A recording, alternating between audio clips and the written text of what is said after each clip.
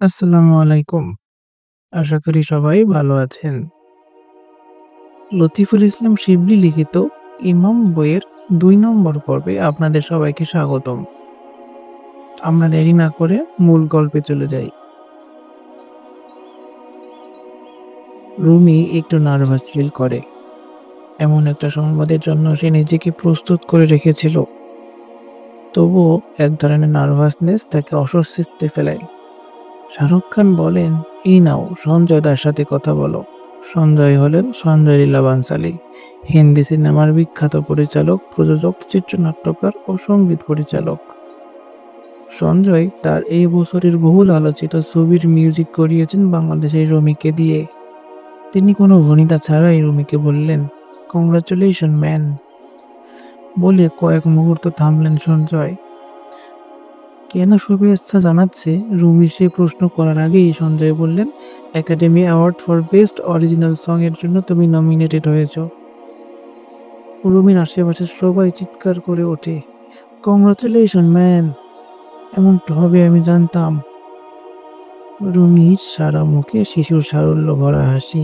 কৃতজ্ঞতায় ভরা কণ্ঠে রুমি বললেন, থ্যাংক ইউ সঞ্জয় দা, আমার উপর বিশ্বাস রাখার জন্য থ্যাঙ্কস এগেইন।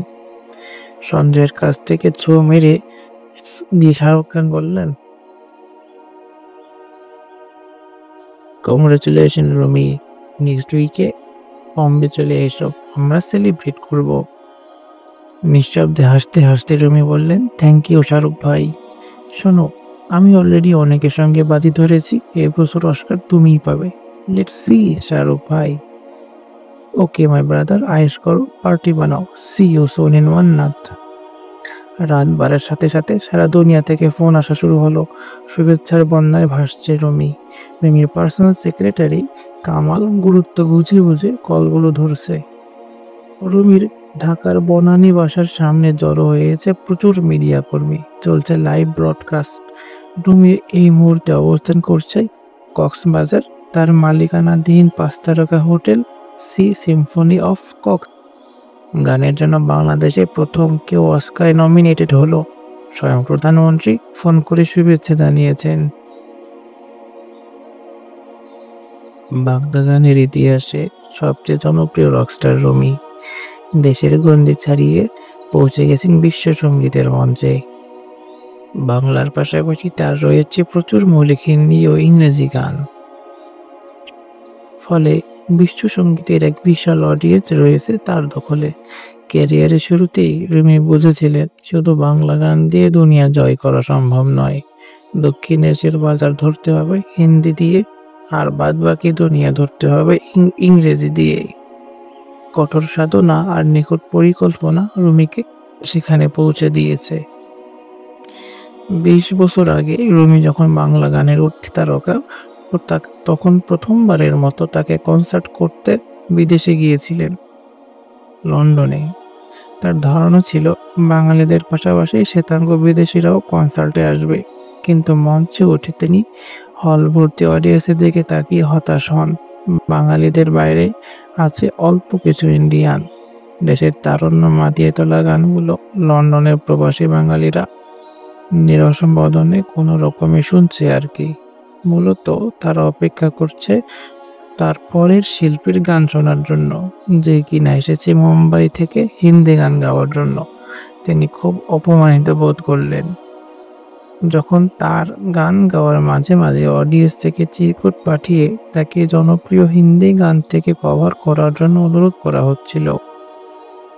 রাগ আর অভিমান নিয়ে নিজের নির্ধারিত সময় শেষ করে মঞ্চ থেকে নামার সময় শ্রোতাদের উদ্দেশ্যে বলেছিলেন, আমার নাম আহসানুল হক রুমি, নিজের গান ছাড়া অন্য কারো গান কভার করি না। তার সেই দৃঢ়তাপূর্ণ কথায় সম্ভবত কেউ না বুঝি হা হা করে হাসতে হাসতে হাততালি দিয়েছিল। দেশে ফিরেই শুরু করলেন হিন্দি শেখা।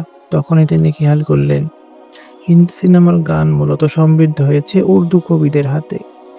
জাভেদ আখতার, সাহির লুধিয়ানভি, শাকিল বাদায়ুনি, মাজরু সুলতানপুরি, নিদা ফজলি, ইরশাদ কামিল ও সেলিম খানের মতো অনেক উর্দু কবিরা বলিউডে ব্যাপক অবদান রেখেছেন। তাই হিন্দির পাশাপাশি উর্দুটাও দ্রুত শিখে নিলেন রুমি। উর্দু শিখতে রুমিকে সাহায্য করেছে পুরান ঢাকার বিহারি কবি রুমির বাল্যবন্ধু আওয়াজ। ইংরেজি মিডিয়ামে পড়া রুমি নিজে কবি। বাংলায় লিখে সে একই বিষয়ের গীতিকবিতাগুলোকে ইংরেজি এবং উর্দুতে লেখেন। সেটা অনুবাদ হয় না, বরং মূল ভাষার মৌলিক গীতিকবিতায় পরিণত হয়। একই সুর, তাল, মাত্রা, লয়ে এবং একই বিষয়ের উপর একই সঙ্গে 3টি ভাষার মৌলিক গান তৈরি হয়। ভার্সেটাইল রুমির এই কৃতিত্ব সমস্ত অনলাইন প্ল্যাটফর্মে ছড়িয়ে পড়ে সারা দুনিয়ায়।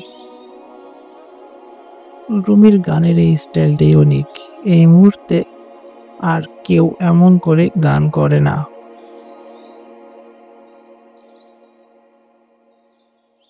সুপ্রিয় দর্শক,